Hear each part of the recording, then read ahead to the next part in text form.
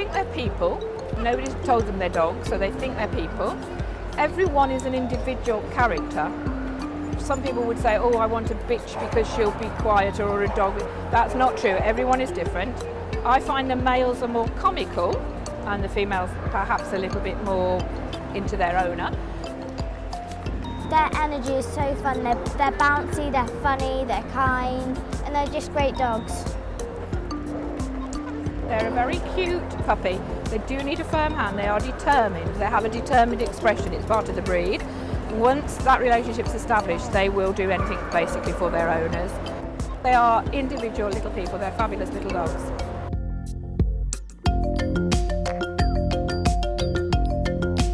The Tibetan Terrier, despite its name, isn't actually a terrier. It's a member of the utility group, and therefore it's a more glamorous dog, if you like, and in the showroom they do look particularly glamorous. It's more of a herding dog, so it's a smart, clever dog, which makes it very easy to train. They're just such lovely family companion animals, fun-loving, lovely nature. You never only own one Tibetan Terrier, they're very collectible. Tibetan Terriers, real personalities and characters. These lovely little dogs have medium exercise levels. They certainly enjoy a good long walk, but they don't need the hours and stimulation of some of the working types.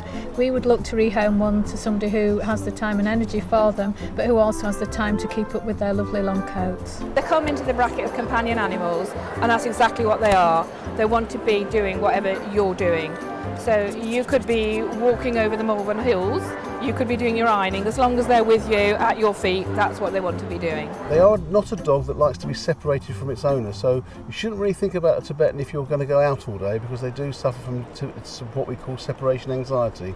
But if you're going to be around for your dog, a Tibetan Terrier makes an ideal company. They love a family environment because they do enjoy playing with the kids. They're also suitable for old people. My mum, a pensioner, had two. They were company for her. They would not suit a family that were out at work all day or for long hours, because they want the companionship, they want the company. They're not a dog to be left alone for long periods of time. 2-3 hours, fine, but not for an all day. Once they're adult, once the bones are grown and they're fully developed, they will take a very substantial amount of exercise if you want to. They're also happy 5 minutes in the garden to answer the calls of nature. Again, they don't particularly like getting wet and dirty, but the key is they're doing what you're doing. So if you're in the house and you put them in the garden, they'll just stand at the door. They want to be back in with you. This is Panda. I do junior handling. It's not about the dog, it's about how you handle the dog.